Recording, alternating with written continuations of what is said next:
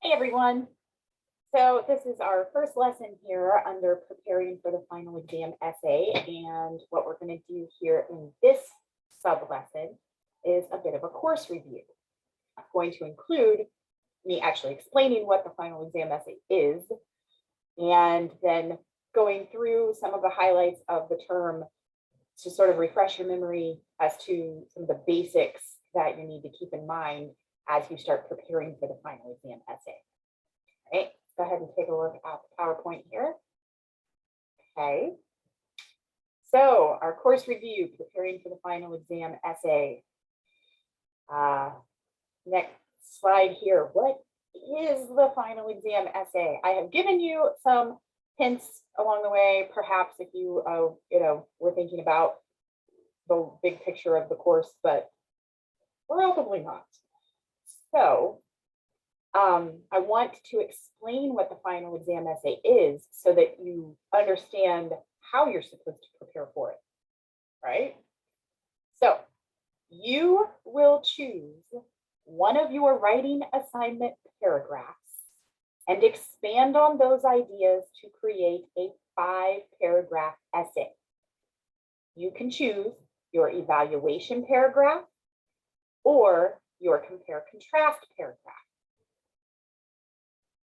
You will take the same topic that you wrote about for that writing assignment paragraph. You will use that same topic for the final exam essay. You will simply expand on your ideas to create an essay on that topic instead of one single paragraph on that topic. Okay? You're going to be completing an outline for homework this week. And I kind of go through the whole spiel again as to what the final exam essay is about in the instructions for that assignment. But I'm also going to show you right now. I'm going to actually bring up the instructions for the essay. This is what you will see in week 10 when you go to the assignment spot for the final exam essay. All right. So by the time you get to the final exam essay, you will have submitted your outline for week 9 assignment 1. It's a requirement. Okay. You have to submit that outline in order to access the final exam essay. You will use my feedback on that outline, to help you structure the essay, right? Your essay will be choosing one of your writing assignment paragraphs and creating a 5-paragraph essay. It will be in a text submission. So kind of like your journals where you type your response into the text box. You have the option of typing the essay up ahead of time, if that is something you're interested in, but then you have to make sure it gets into the text box. You can't upload a file for the final exam essay. You have to have an essay typed into the text box. So if you type your essay ahead of time, like in a Word document or whatever, you'd have to copy and paste that essay into the text box, which is perfectly fine. But just letting you know, it's not a file submission for this final exam essay. All right. It will be due the Wednesday of week 10. Right? Week 10 ends Thursday night. Your final exam essay will be due Wednesday night because I need time to grade them because final grades are due Friday of week 10. Right? That's why I'm trying to get you as prepared as possible because you only have 3 full days in week 10 to get this final exam essay submitted. All right? So you're going to choose one of your writing assignment paragraphs, use the same topic, expand on your original ideas to create a 5-paragraph essay. Your first paragraph will be a formal introductory paragraph with a thesis statement. Then you will have body paragraphs. Each body paragraph will correspond to your main points, right? You're going to have transitional topic sentences. You're going to have specific and adequate support for each main point, for each body paragraph. You're going to have a concluding paragraph, right? So when I say 5-paragraph essay, that's pretty standard, but you're going to see as we look at all of this a little closer, that depending on how many main points you have for your topic, you might have 4-paragraph essay, or you might have a 6-paragraph essay, right? It just depends on how many main points you have, what structure you're using, especially if you're doing compare contrast. So I'm saying that you're going to write a 5-paragraph essay, but you'll see as we go through all of this in more detail that it might not be 5 exactly. What I'm really trying to say when I say a 5-paragraph essay is that your first paragraph has to be an introductory paragraph with a thesis statement. Then you will have, at least 2, possibly 4 body paragraphs that correspond to your main points. And then you will have a concluding paragraph. It's a formal essay. And like we've been learning over the last couple of weeks, a formal essay will have an introductory paragraph, it will have multiple body paragraphs, and it will have a concluding paragraph. Okay, so that's what we're aiming for. You want to make sure that you're using appropriate voice and tone and word choice, few grammar and mechanics and spelling errors, right? That's what your final exam essay is. It's taking one of your paragraphs, either your evaluation paragraph or your compare contrast paragraph, whichever one you want to use. You're going to use the same topic. So if you decide to go with an evaluation essay, you will use the same topic that you wrote about for your evaluation paragraph for writing assignment 1. You will expand on those ideas to create a full essay out of it. If you decide to go with your compare contrast and you want to write a compare contrast essay, you will use the same topic you used for your compare contrast paragraph for writing assignment 2, expand on those ideas to create a full essay. You already have the foundation of your final exam essay in your writing assignment paragraphs. We're not starting from scratch here. We're going to take one of those topics so that we have a foundation already there. And then we're going to build on it to create the formal essay. That's what your final exam essay is. Okay. I also want to just share with you real quick the rubric that I'll be using to grade it. All right. You don't have to do anything with this. I use it to grade the essay, but I just want to show it to you here so that you fully understand what is expected of you, what you need to do to score as high as possible. Right? So 25 points of your essay comes from content and conventions, that you have an introductory paragraph with a thesis statement, that your thesis statement includes your main points of discussion, that the writing in the essay as a whole demonstrates an in-depth reflection of your topic, that the information relates to the main topic and includes several supporting details and examples. Those are your main points, right? 50% of your essay grade comes from organization, that you have a strong grabber or lead in your introductory paragraph that makes the reader want to keep reading, that the length of your paper is appropriate and flows smoothly from one idea to the next. Your paper has excellent structure and is well organized. You have strong paragraph placement, meaning you have thought about, okay, I have these 3 main points. What's the most logical way to order them? What makes sense to be first, second, third? That you have clear topic sentences and smooth transitions between paragraphs and within paragraphs between your ideas, that everything flows, that the final sentences of the concluding paragraph clinch the piece well and leave the reader feeling satisfied, right?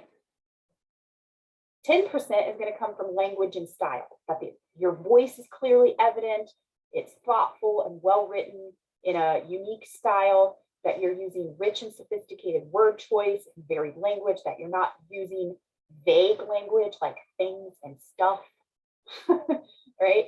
that you're using specific concrete language, that it's varied, and that you have a variety of sentence structure, that it's not a bunch of short, choppy sentences or a bunch of super long sentences, okay?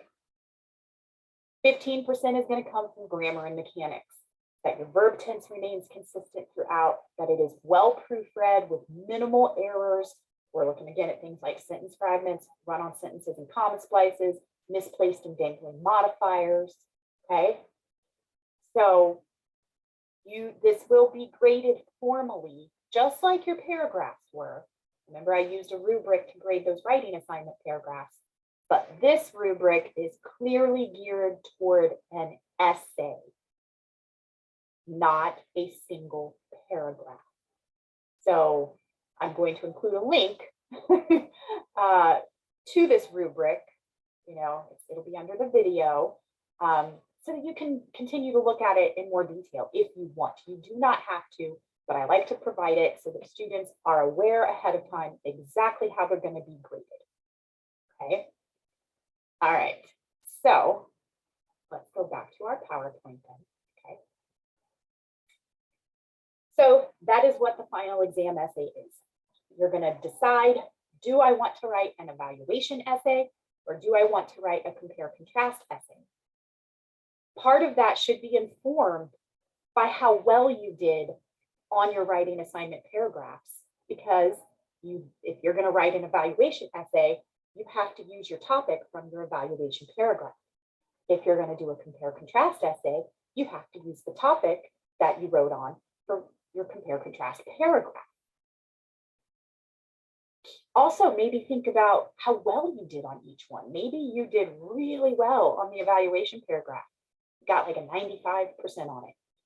Your compare-contrast paragraph may have been good, but maybe you only got like an 88. To me, that would say, I was more successful with the evaluation paragraph. Maybe that means I will be more successful taking that topic and writing an evaluation essay. You don't have to choose under those terms, but you can just go with whatever topic you liked more. But I do want you to think about, how can I succeed the most on this final exam essay? And think about that when you are deciding, do I want to use my topic from my evaluation paragraph to write an evaluation essay? Or do I want to take the topic from my compare-contrast paragraph and write a compare-contrast essay? Think about those things before you just randomly choose. Okay. And again, we're going to be doing an outline. That's sort of the next lesson here under preparing for the final exam. The next one after this is I'm going to teach you how to do an outline and show you what that assignment is going to be like so that you are prepared for that as well. All right, but right now in this course review, we're going to sort of take a look at all the things you need to keep in mind based on the material we've covered throughout the term that you will need to show in your final exam essay, right? Okay. So if you have decided to use your evaluation paragraph as the starting point for your final exam essay, you want to remember the key expectations, the key requirements for writing to evaluate, right? Remember that sort of what an evaluation hinges on is the judgment and criteria. So if you choose your evaluation paragraph as the foundation for your final exam essay, go back and review the lesson on exemplification and evaluation in the week 5 module. That was geared toward a single paragraph, but all of the elements that are required for evaluation writing is the same, even if it's an essay, okay?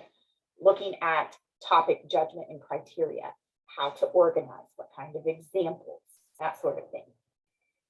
And then you can also go back and reread the student sample evaluation essay, Chili Time, that we read for homework last week. That's an evaluation essay. And in fact, if you go back to the PowerPoint, the lesson in week 5 on exemplification and evaluation, one of the sample evaluation paragraphs was chili time. So you already saw how that topic was used in an evaluation paragraph. And then last week, you read the full essay on chili time. So you have already seen how to take a paragraph and turn it into an essay. If you compare the two, you'll see it's the same foundation, right? Her topic, her judgment, and her criteria. Those are present in the paragraph and the essay. The difference between the two is that she used minimal examples in the paragraph because it was one single paragraph. And in the essay, she elaborated and expanded on each of those criteria. Okay.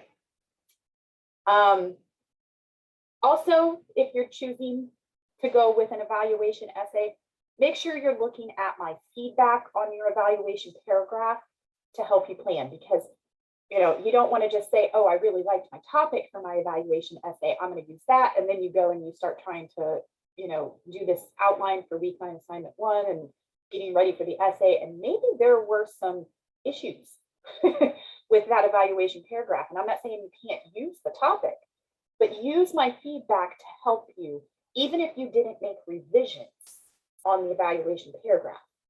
Still use my feedback to make sure that you are addressing any of those issues before you just transfer it into a full essay. Okay.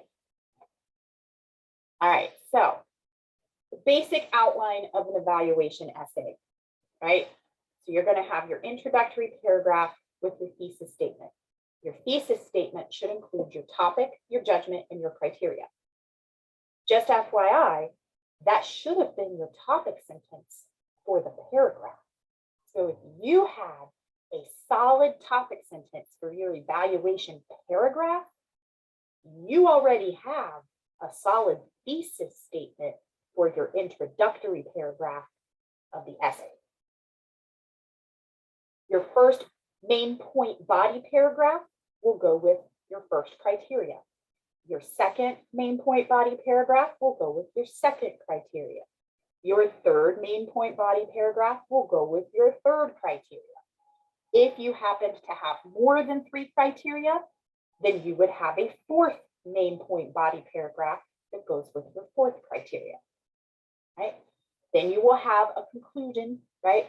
Concluding paragraph that contains a final thought and reminds us of your thesis statement and makes your recommendation. This is an evaluation, right? Okay, now in the next lesson on creating an outline, we are actually going to look at a sample outline for an evaluation essay so that you'll know what yours should look like for week 9 assignment 1. Okay, we'll take a closer look. Oops. Yeah. If you decide that you want if you want to do a compare-contrast essay, you need to first remember that the key to a successful compare-contrast essay lies in your organization and making sure that all your sections match up with each other. If you choose to use your compare-contrast paragraph as the foundation of your final exam essay, go back and review the lesson in week 6 on compare-contrast writing. Again, even though it's geared towards a single paragraph, all of the required elements are still the same, even if you're writing an essay. All right, there are sample paragraphs in that lesson. And then we also read for homework last week 2 student sample compare-contrast essays, Parenting 101 and Singapore and Trinidad. And remember, Parenting 101 uses the one side at a time method of organization, and Singapore and Trinidad used the point-by-point method of organization, right? So you have 2 examples of that as well that you can read, go back and reread.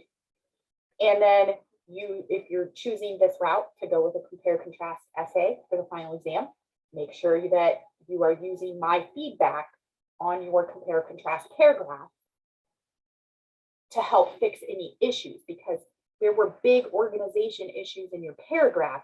You want to make sure you're not committing those same organization errors as you're trying to turn it into an essay. If you did not have a great topic sentence, for your compare-contrast paragraph, you want to make sure that you're fixing that as you're turning it into a thesis statement for your essay. So use the lesson from week 6 to remind you of the essential elements required in a compare-contrast writing. Refer back to the 2 sample essays we read last week for homework, and use my feedback on your compare-contrast paragraph to help fix any big foundation issues before you try to turn it into an essay. Okay? So what we have here is the basic outline for a one side at a time compare-contrast essay. So again, you're going to start with an introduction or a thesis with a thesis statement, right? That thesis statement is going to clarify which 2 subjects you're going to compare contrast and whether or not you're focusing on similarities or differences. You can mention both, but you don't want to focus on both, right? So you can say, kind of like in the Singapore and Trinidad essay, you can say, these 2 things share these similarities, but they're really quite different in these respects. In that essay for Singapore and Trinidad, which we'll look at closely, I'm going to show an outline of that as well. They mentioned similarities and differences in every body paragraph, but the way they structured it, you could tell that it was like, okay, sure, these 2 places have these things in common, but really what makes them special is how they're different, right? So keep in mind that your thesis statement for your compare-contrast essay needs to clarify the 2 subjects that you're looking at and somehow indicate if you're focusing on the similarities or differences. Again, if you had a good topic sentence for your compare-contrast paragraph, then you're going to have a good thesis statement for your compare-contrast essay. Now, with a one side at a time method, your outline is going to only have 4 sections. You're going to have your first body paragraph, your first main point is going to be all about subject A. First idea, second idea, third idea. Your second body paragraph is going to be about subject B. First idea should match up exactly with the first idea here. Idea 2 should match up exactly with this one up here. And idea number 3 should match up exactly with this one right here. And then you'll have your concluding paragraph, right? Draws the essay to a close, reminds us of your thesis statement and your overall purpose for writing the essay. This is one of those scenarios where your essay, if you're choosing to do compare-contrast, one side at a time, your final exam essay will only be 4 paragraphs.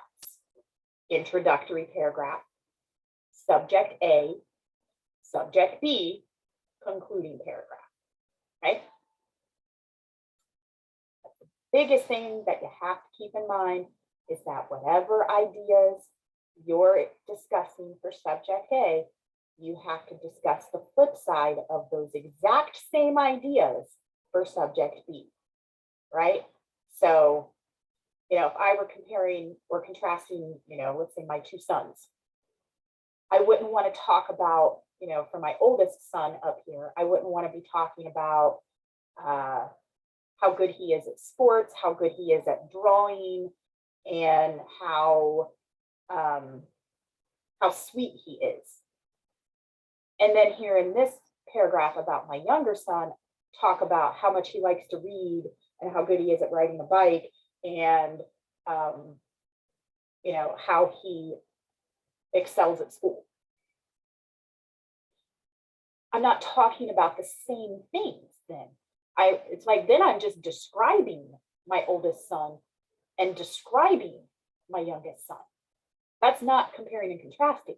I have to talk about, if I want to talk about sports, then what sports is my oldest son good at? What sports is my youngest son good at, right? If I want to talk about school, what subjects does my oldest son excel at? What subjects does my youngest son excel at? If I want to talk about their personalities, I want to talk about how sweet the oldest is. I want to talk about what a stubborn little boy the youngest is, right? I have to address the same concepts in both parts, right? Okay, now We also know that if we are doing compare and contrasting, there's a second method of organization that we could use. We could use the point-by-point method. I find this to be a little easier because then you don't have to try to pay as much attention to making sure that you are matching both parts up exactly, like I just talked about with the one side at a time. With the point-by-point approach, it's very straightforward, right? So you still have your introductory paragraph and thesis statement. That thesis statement is still going to clarify what your two subjects are, and it's still going to make, indicate somehow if you're going to be focusing on similarities or differences. But in this case, you're using those similarities or differences as the structure, as your main points. So your first main point body paragraph will be the first similarity or difference, right? And then you're going to talk about subject A, talk about subject B. Your second main point body paragraph can be your second similarity or difference. Talk about subject A, talk about subject B. Your third main point body paragraph is going to be your third similarity or difference. And then you'll talk about subject A, talk about subject B. Then you'll have your concluding paragraph with your final thought and a reminder of your thesis statement.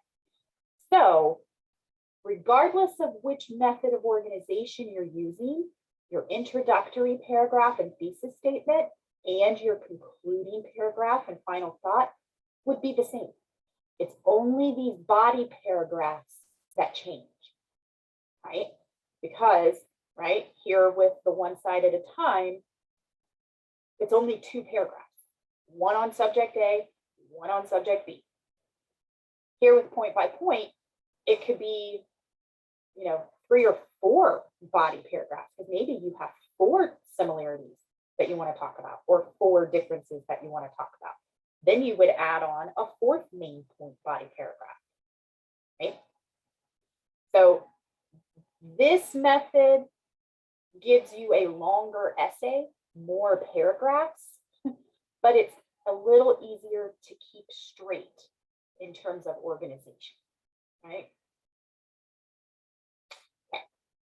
We will take a look, a close look at both types of outlines, right? Just like we're going to take a closer look at an evaluation essay outline, we're also going to take a close look at a compare contrast one side at a time outline and a compare contrast point by point outline in the next lesson on creating an outline, okay?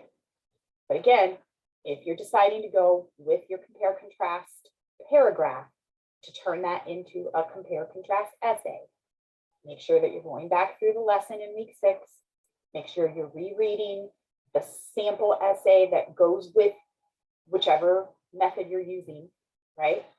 And then thinking about the structure that we learned about in week 6 to help create your outline. And use my feedback on the paragraph in case there were any big foundation issues that you need to resolve before you try to turn it into an essay, right? Okay. When you are ready to write the essay, keep in mind what we've been learning in weeks 7 and 8. You have to have an introductory paragraph that grabs the reader's attention, introduces the topic, and provides your thesis statement. Your thesis statement cannot be a sentence fragment. It cannot be a question. It must be one single declarative sentence that contains the essay's main idea and main points, and it should appear as the last sentence of your introductory paragraph. We looked at this with the sample essays last week too.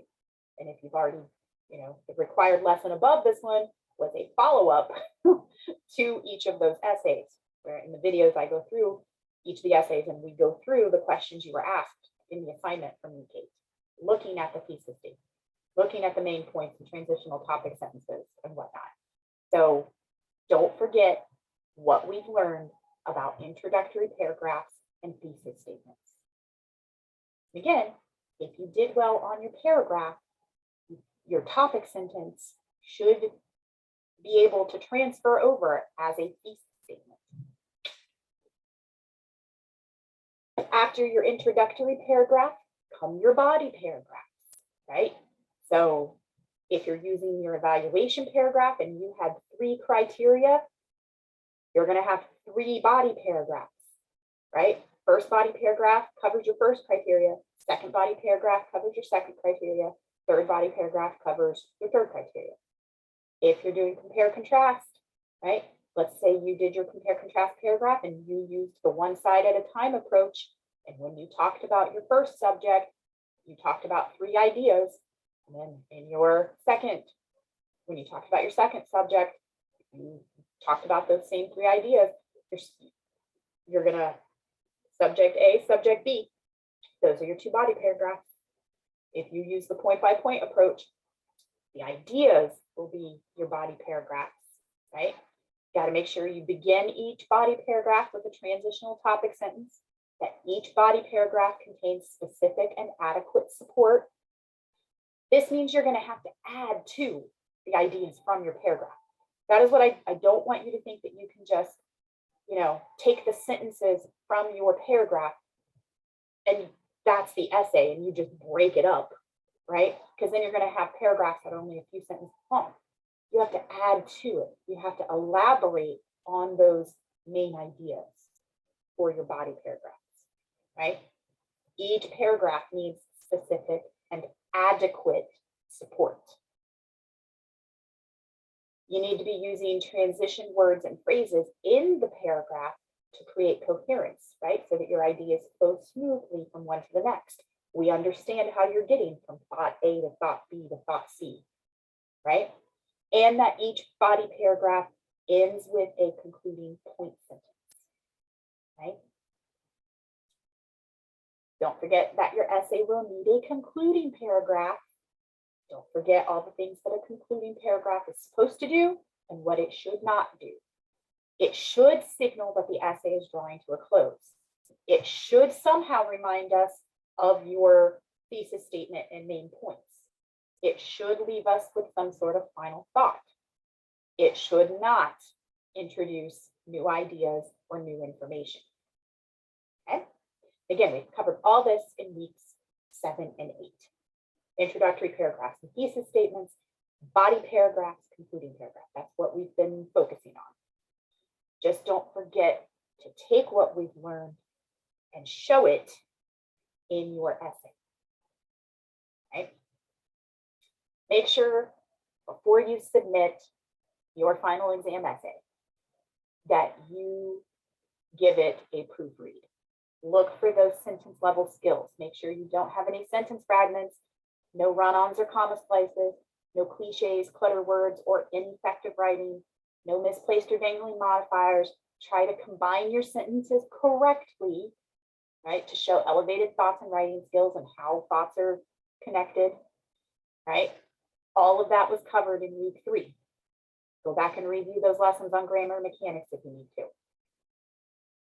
Make sure you have an appropriate voice and tone. I want you to sound like you. I don't want it to be stuffy or robotic, but also remember it is a formal essay for a college class. So you don't want to be too casual, right? Got to find that happy balance. Sound like you, but an academic, professional version of you, right? Okay. So, the next lesson after this is going to be going more in depth with the outlines, right? How to create an outline for an evaluation essay, how to create an outline for a compare contrast essay using the one side at a time method of organization, and how to create an outline for a compare contrast essay using the point by point method of organization. We're going to go through all 3 versions, right? So that you are more prepared to complete week 9 assignment 1, the final exam essay outline, right? Remember, you have to complete that assignment, the final exam essay outline. You have to submit it and receive full points for it in order to access the final exam essay next week. If you don't want to miss this step, make sure you watch the following lesson, the next lesson on creating an outline, so that you can complete week 9 assignment 1, get it right the first time, and be ready for the final exam when week 10 begins. Okay. Make sure that you are thinking about which paragraph you want to use for your final exam essay. Go back through those lessons, to remind yourself of the requirements for evaluation writing or the requirements for compare contrast writing. Read the sample essays from last week. If you're going to go with an evaluation essay for the final, reread Chili Time. If you're going to go with a compare contrast essay one side at a time, reread Parenting 101. If you're going to do compare contrast point by point, reread Singapore and Trinidad. Okay. Use my feedback on whatever paragraph you're deciding to use. Make sure that you're not, overlooking any big foundation issues that might have been present in the paragraph. And then review those lessons from weeks 7 and 8 so that you are clear on the basic elements of essay writing, right? So that's our little course review. More to come in the next lesson, specifically on outlines. You have to go through that lesson to access week 9 assignment 1, the final exam essay outline. And you have to submit the final exam essay outline by Friday night and get full credit for it to access the final exam next week. Make sure you go through the next lesson. If you have any specific questions about this lesson, right, reach out to me, right? Maybe go ahead and watch the next lesson though. That way, if you have any questions about the outline lesson, you can just ask me everything all at once. But it's fine. Either way, I'm here to help however I can. But for now, you are free to go ahead and move on to the lesson on creating an outline.